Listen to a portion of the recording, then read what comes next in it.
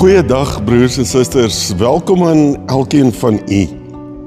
Mag jy sommer net kom ervaar hoe die Here op 'n besonderse manier met jou kom ontmoet waar jy is. Ons is besig met 'n reeks oor die boek 2 Petrus. Ons het nou al stil gestaan by hoofstuk 1 waar Petrus sê, maar hoe en wat moet ons wees as kinders van God? En dan bou Petrus in hoofstuk 2 op hoofstuk 1 deur te sê, maar ons moet uitkyk, ons moet pas op vir hierdie valse leraars, dwaalleraars. So ons moet weet wie ons is as kinders van God, want ons moet kan onderskei tussen wat is vals en wat is waarheid. Ons woorde en ons dade moet getuig van die feit dat ons kinders van God is. En dan kom ons nou vandag by hoofstuk 3 waar Petrus vir hulle leer oor die wederkoms. Hierdie dag wanneer die Here terugkom en die eindoordeel en dat hulle moet reg dink oor die wederkoms. Ek wil begin deur 'n vraag te vra: hoe sal u die tyd beskryf waarin ons vandag lewe? In ons land en in die wêreld. Ons het die afgelope 2 weke die beeld gebruik van 'n tafel, hoe ons rondom 'n tafel sit en sommer net met mekaar deel. En rondom 'n tafel het ons verskillende sienings en opinies oor 'n sekere onderwerp. Sommige sal sê die tyd waarin ons leef is 'n tyd van oorlog, haat, vyandskap, onreg, bedrog, korrupsie, en so kan ons aangaan, en Petrus het sy eie lysie ook wat hy maak. Maar Petrus sê vir ons leef in 'n tyd waarin daar spot gedryf word met die wederkoms en die eindoordeel. Hy sê vir ons dit in vers 3 en 4. Veral moet julle weet dat daar in die laaste dae mense op die toneel sal verskyn wat die spot dryf en wie se lewe net deur hulle eie begeertes beheers word. Hulle sal spot en sê, en wat het nou geword van die belofte van sy wederkoms? Ons vaders is al dood en tog bly alles nog net soos dit was van die begin van die skepping af. Mense kan ook rondom die tafel sit en sinies wees en skepties wees oor die wederkoms. Want hier sê hierdie spotters en die skeptici, maar daar het al soveel mense oor die eeue heen gesterf, sonder die vervulling, sonder die belofte, sonder die hoop van Jesus se wederkoms. So waar is hierdie beloofde wederkoms? Hoekom vat Jesus so lank om terug te kom? Hoekom talle my? En anders sal miskien sê, maar ek dink nie meer Jesus gaan terugkom nie. Of jy kry 'n ander groep mense wat weer Bybelse gegevens vat en berekeninge maak en sê op daai dag en daai jaar gaan die Here terugkom. Dis wat ons kry oor die wederkoms. Maar hierdie mense is mense wat hulle misgis met God se tydsberekening. Dis mense wat met 'n verkeerde bril kyk na die geskiedenis.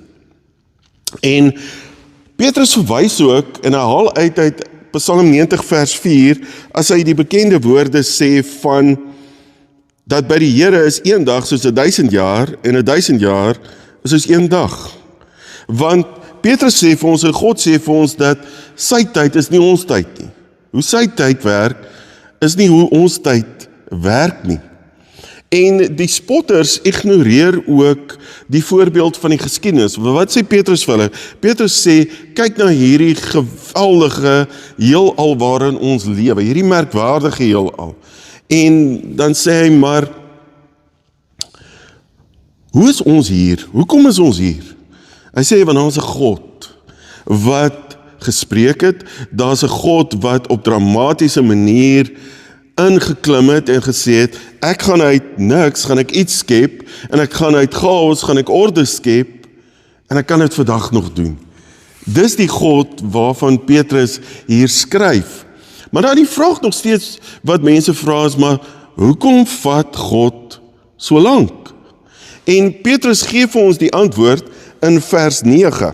Hy sê, die Here stel nie die vervulling van sy belofte uit nie, al dink party mense so, nee, hy is geduldig met julle, omdat hy nie wil hê dat iemand verlore gaan nie, hy wil hê dat almal hulle moet bekeer. So Petrus sê vir ons duidelik hier, hy sê, die Here stel nie die vervulling van sy belofte uit nie, al dink party mense, so hierdie spotters. Hy sê, hy's geduldig. Nou hoekom is die Here geduldig? Want Petrus sê amper vir ons leef in 'n genade tyd. Hoekom is dit 'n genade tyd? Omdat hy nie wil hê dat iemand verlore gaan nie. Hy wil hê dat almal hulle moet bekeer. Want genade is 'n tweede kans. Ons het mense in ons lewens wat moontlik betrokke is in onreg, korrupsie, bedrog en is ons deel aan hierdie roeping wat sê, maar ek wil die Here se genade met jou deel. Ek wil hê jy moet hierdie genade aangryp voordat hierdie genade weg is. Is dit, broer en suster, is dit 'n dringendheid in ons harte dat dit is wat ons wil doen? Want wat is God se einddoel? Paulus help ons ook daarmee. Romeine 14 vers 11 tot 12. Want daar staan geskrywe, so seker as ek lewe, sê die Here, voor my sal elke knie buig en elke tong sal bely dat ek God is. Dis God se einddoel.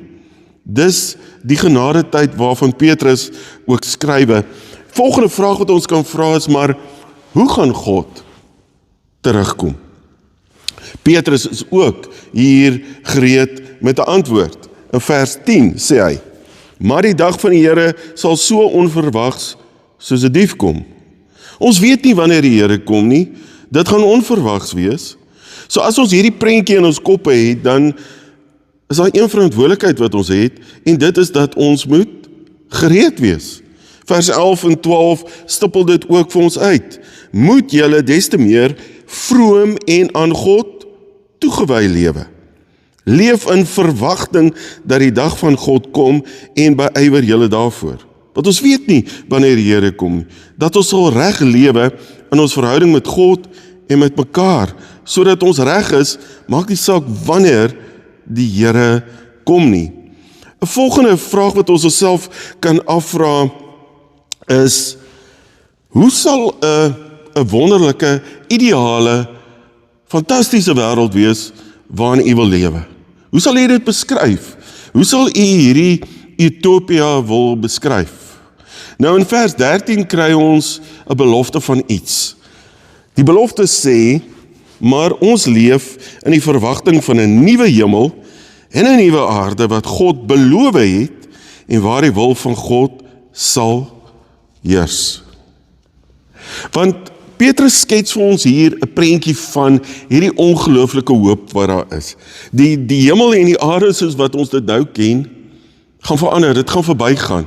En dan kom 'n nuwe hemel en 'n nuwe aarde waar geregtigheid sal woon, waar alles ontbloot gaan word, waar alles in die lig gaan kom, waar korrupsie en onreg aan die kaak gestel gaan word.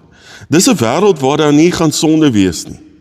Dis 'n wêreld waar die dief nie meer sal steel, slag, uitroei en verwoes nie, want dis 'n wêreld waarin God se wil sal heers, want God sal heers.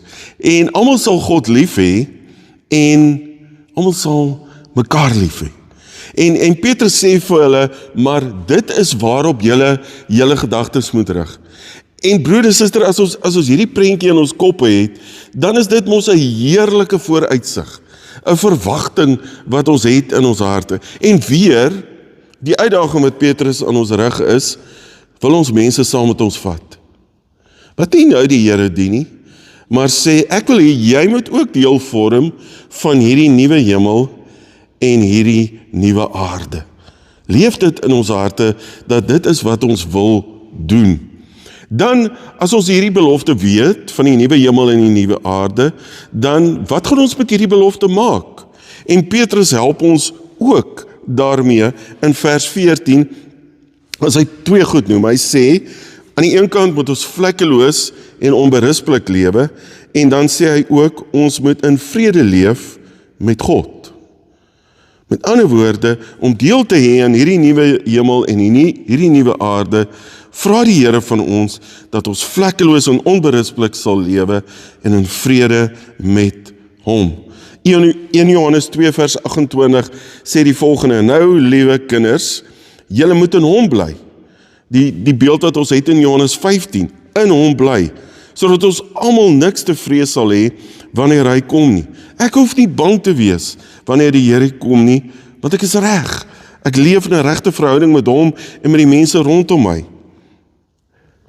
En by sy wederkoms nie beskaamd voor hom sal staan nie, want ek is reg. Ek is gereed. En dan sluit Petrus weer aan by hoofstuk 2 waar hy die waarskuwing gerig het oor hierdie dwaalleraars. Hy sê vir hulle in vers 17, wees dus op julle hoede, dat julle nie meegesleep word deur die dwaling van beginsellose mense en so van julle eie standvastigheid beroof word nie. Hy sê, wees op die uitkyk, pas op vir hierdie mense. Hou vas aan die woord van God wat waarheid is, aan die Heilige Gees in ons wat waarheid is en leef vanuit die leiding van die Heilige Gees en vanuit die leiding van God se woord. Want ons moet kan onderskei in hierdie wêreld waarin ons vandag leef tussen wat is vals en wat is waarheid.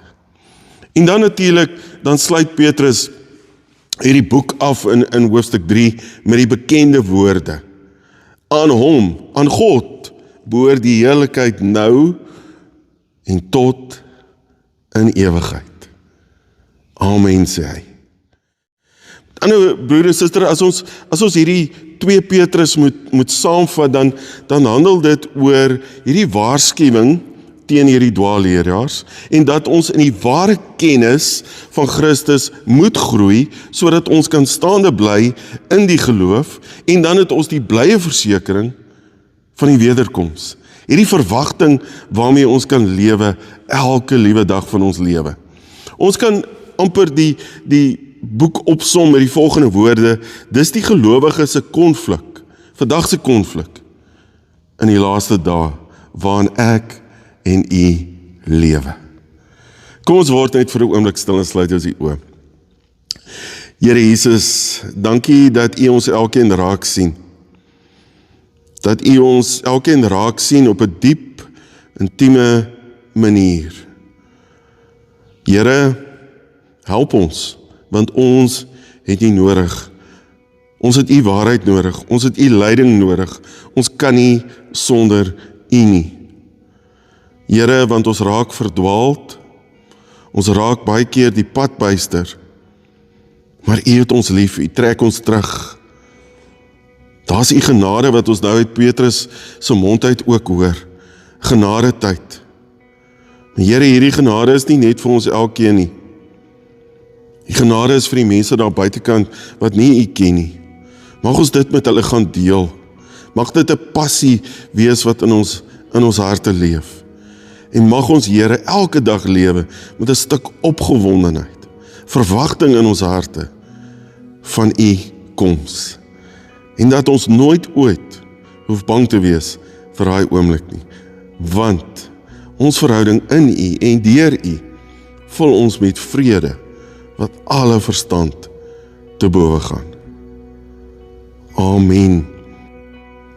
Broer en suster, ek wil u uitstuur met die woorde van Petrus self wat sê dat mag julle met genade en vrede oorvloedig geskenk word deur julle kennis van God en van Jesus ons Here. Amen.